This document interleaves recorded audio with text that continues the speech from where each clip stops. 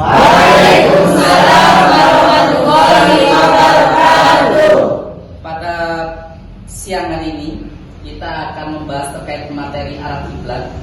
Oleh karena itu saya mohon untuk seluruh mahasiswa berdoa dengan kekhusyuan masing-masing dan berdoa agar mendapatkan keberkahan juga manfaat apa yang kita kaji pada siang hari ini. Berdoa mulai. Selesai. Terima kasih pada mahasiswa-mahasiswa sekalian yang telah berdoa, dan semoga apa yang kita lakukan pada siang hari ini mendapatkan keberkahan oleh Allah Subhanahu wa taala. Amin. Oke, mahasiswa sekalian, kita akan bahas terkait dengan arah kiblat. Yang nantinya pasti ada beberapa hal yang nanti kita akan pelajari bersama terkait bagaimana cara mengukurnya.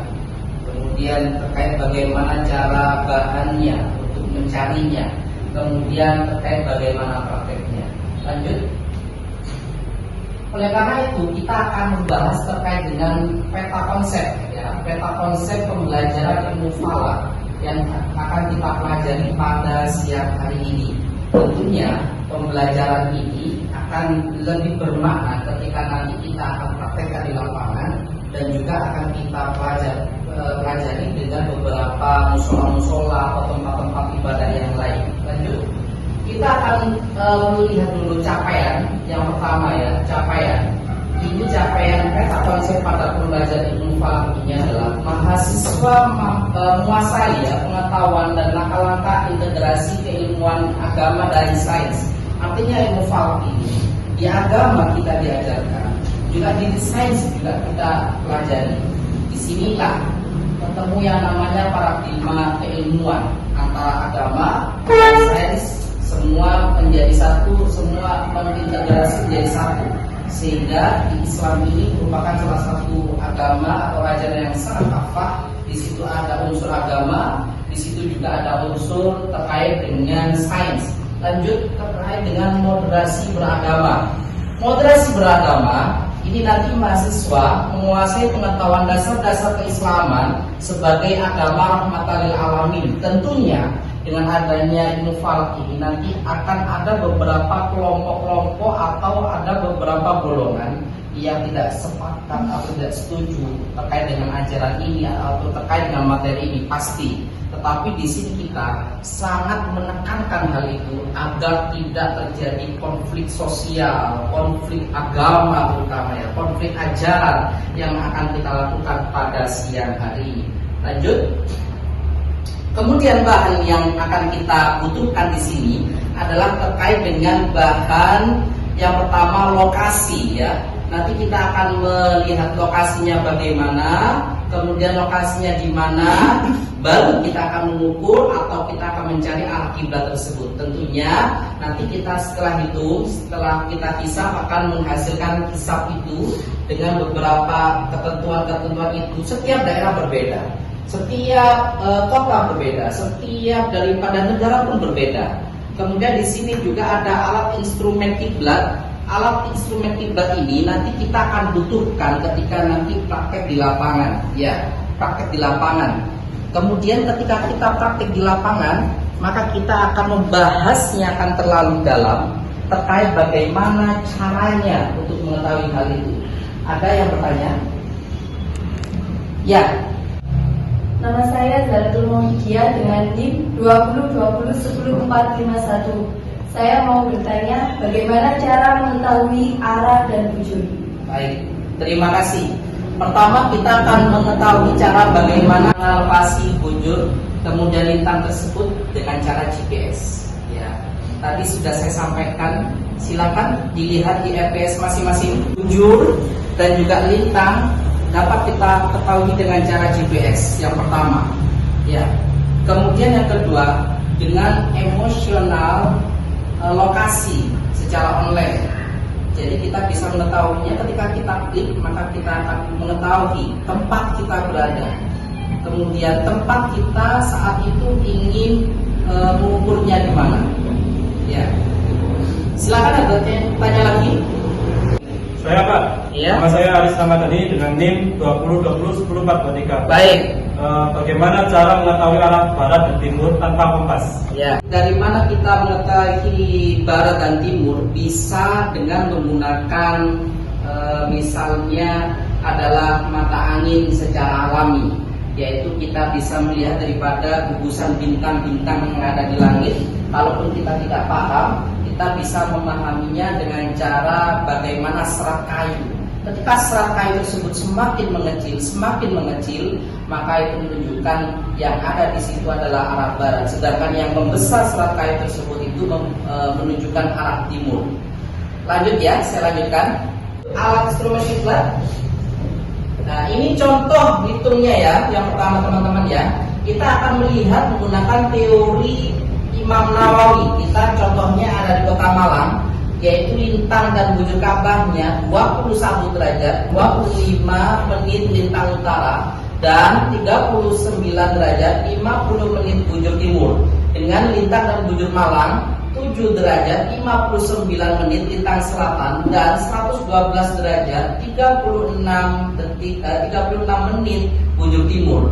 Kemudian kurangkanlah antara bujur Malang dengan bujur Ka'bah dengan menghasilkan 72 derajat 46 menit. Jadi 72-46 menit nanti ya akan kita konversi menjadikan sentimeter. Contohnya seperti ini. Data lintang Ka'bah dijadikan satuan sentimeter 21 derajat 25 dijadikan sentimeter yakni 21 sentimeter. Paham ya di sini ya? Kemudian data lintang Malang dijadikan satuan 7 derajat 59 menit menjadi 7 cm. Paham ya? Sekarang data selisih bujur dijadikan satuan sentimeter yakni 72 derajat 46 menit menjadi 72 cm. Kemudian gambarnya nanti seperti ini. Kita lihat seperti ini, gambarnya seperti ini. Itu sudah ada gambarnya ya. Lah, 72 kita gambar mulai dari timur, ujung timur ini sampai ke ujung barat dengan panjang 72 cm. Kemudian menjorok ke kanan itu 7 cm. Kemudian di atas ini menjorok ke atas yaitu 21 cm. Artinya ini di sini adalah barat ya, di sini adalah barat. Kemudian di sini timur. Lah, Ka'bah ini, kiblat ini ada di sebelah kanan sedikitnya 21 cm daripada arah barat. Itulah yang dinamakan kiblat Kota Malang. Di sini ada yang paham apa ada yang ditanyakan? Saya Pak. Ya. Nama saya Nurul Mufidah dengan NIM 20 20 291 6171. Ya. Saya ingin bertanya Pak, apa urgensi kita belajar arah kiblat? Oke, urgensi kita agar kita di dalam ibadah kita semakin mantap di mana ainul kiblat, bukan jihatil kiblat. Artinya di sini sesungguhnya kiblat kita ketika kita sholat menjadi mantap untuk beribadah. Sehingga di dalam kitab Fathul Mu'in itu disampaikan orang yang paling baik syurutus sholatnya adalah orang yang yakin. Ya, orang yang yakin terhadap bagaimana ia sholatnya menghadap kiblat. Tentunya dengan beberapa ilmu yang telah diterapkan oleh para ulama. Salah satunya mempelajari daripada ilmu arah kiblat atau urgenitas daripada ilmu arah kiblat. Kemudian instrumen alat kiblat ini, ya alat kiblat ini ada yang pertama kompas, ya kompas ini jelas menjadi paten kita untuk mengetahui bagaimana cara kita melihat arah kiblat tersebut. Kemudian yang kedua lokasi ukur, yaitu adalah tempatnya. Lokasi ukur itu adalah tempatnya. Kemudian yang ketiga adalah bahan hisab atau hitungnya. Bahan hisab atau hitungnya ini adalah bahan yang nantinya akan kita lihat bagaimana hasil hisabnya. Lanjut. Ya, terima kasih untuk materi hari ini telah saya sampaikan, dan pada hari ini coba kita praktekkan di lapangan atau dengan cara menggambar di kelompok kalian masing-masing. Saya bentuk kelompoknya sesuai dengan RPS, yakni kita akan mempelajari secara metode lookup. Artinya kita akan mempelajarinya bagaimana mempraktekkan untuk menghasilkan, dan juga kita akan menguasai keilmuan. Saya hitung menjadi 1 dan 2 saja. 1, 2, 1. 1, 2 1, 2 1. 2 1, 2, 1. Ada pertanyaan? Saya Pak. Nama saya Nur Anita. NIM saya 20 20 20 10 4 4 4. Ya. Sebenarnya apa hubungan mata kuliah falak dengan moderasi beragama? Baik, terima kasih. Sangat bagus pertanyaannya. Artinya di sini ketika kita mempelajari moderasi beragama, di situ akan meyakinkan kita bahwasanya di dalam Islam itu menganut paham tawassut dan tasammum dan seterusnya, moderat ya. Kemudian ketika kita mempelajari ilmu kiblat ini atau cara mengukur arah kiblat ini, kita akan tahu bahwasanya untuk mengetahui cara kiblat itu bermacam-macam metode.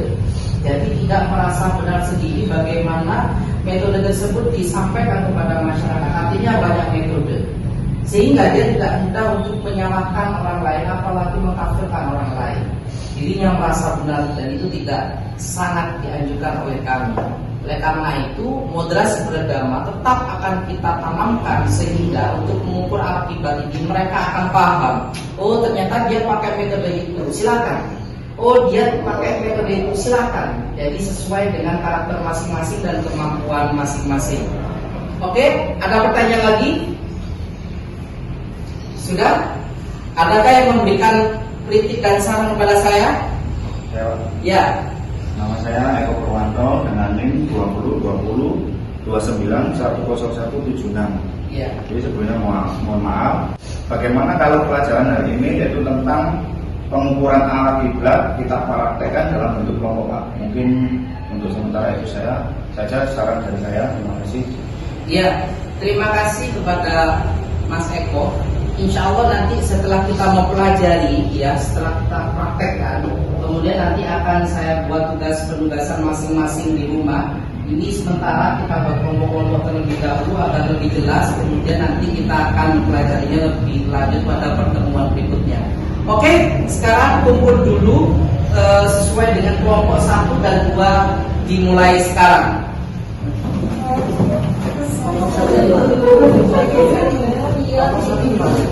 Satu sini, 2 sini.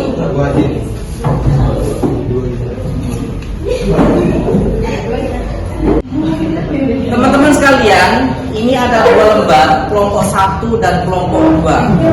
2 lembar ini mohon untuk menggambar cara mengetahui arah kiblat sesuai apa yang telah saya tugaskan, yaitu yang pertama kelompok 1 dari kota Semarang. Ya, silakan menghitung dengan baik, kemudian silakan menggambar, kemudian nanti mempresentasikan ke depan. Kemudian kelompok 2 adalah wilayah Lampung. Nanti silakan menggambar, kemudian mempresentasikan ke depan, kemudian nanti akan saya berikan saran untuk terkait sesuai kelompok-kelompok itu tadi. Silakan dimulai untuk kelompok 1 mengambil lembaran yang telah saya sampaikan ini. Ini speakernya Mas. Kelompok 2 Lampung.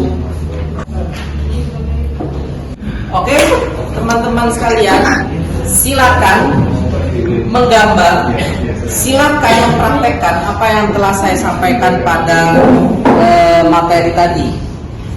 Pada hitungan saat ini saya hitung mundur, dimulai 4, 3, 2, 1, mulai.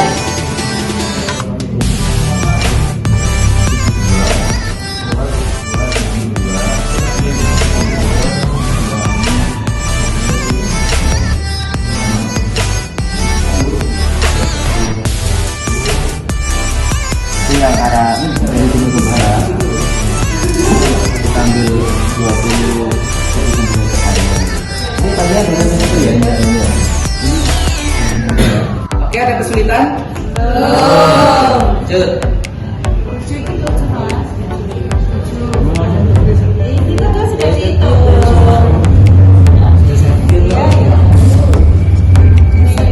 Seven. 17.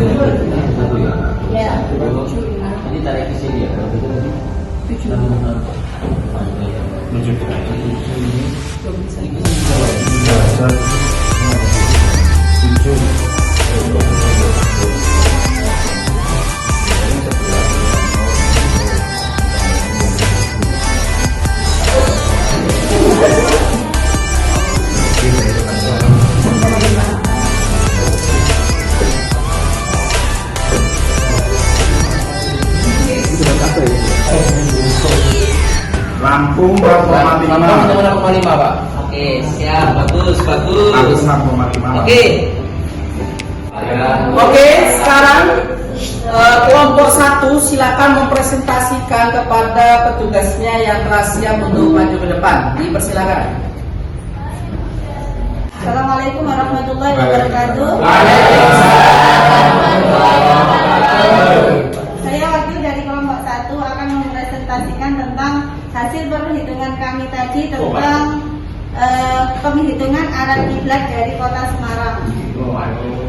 Sama dengan penghitungan yang ada dari Malang tadi, hanya berbeda di panjangnya saja. Kalau di Malang tadi 7,2 cm, sedangkan di Semarang 7,0 cm. Begitu Bapak. Oke, terima kasih. Tepuk tangan dulu. Assalamualaikum warahmatullahi wabarakatuh. Saya mewakili dari kelompok 2 akan mempresentasikan hasil kerja praktik perhitungan arah kiblat dari Kota Lampung. Untuk perbedaannya, kalau dengan Malang tadi kan 7,2 cm. Kalau Kota Lampung ini hanya berbeda di panjangnya saja dari timur ke barat, yakni 6 cm. Oke, terima kasih. Tepuk tangan dulu. Oke, terima kasih untuk praktikum dan juga materi pada siang hari ini. Kemudian semoga bermanfaat apa yang telah saya sampaikan. Kita tutup dengan bacaan doa bersama-sama. Berdoa mulai. Selesai. Semoga apa yang telah saya sampaikan ini bermanfaat untuk kita semua dan kita akan dipertemukan lagi. Kemudian adakah kritik untuk saya pada siang hari ini? Ya. Nama saya Gusti Muhammad dengan tim 2020 29 10 168. Ya. Kira sebagian perkuliahan hari ini diragukan lebih dari sekali Pak. Ya. Oke, terima kasih.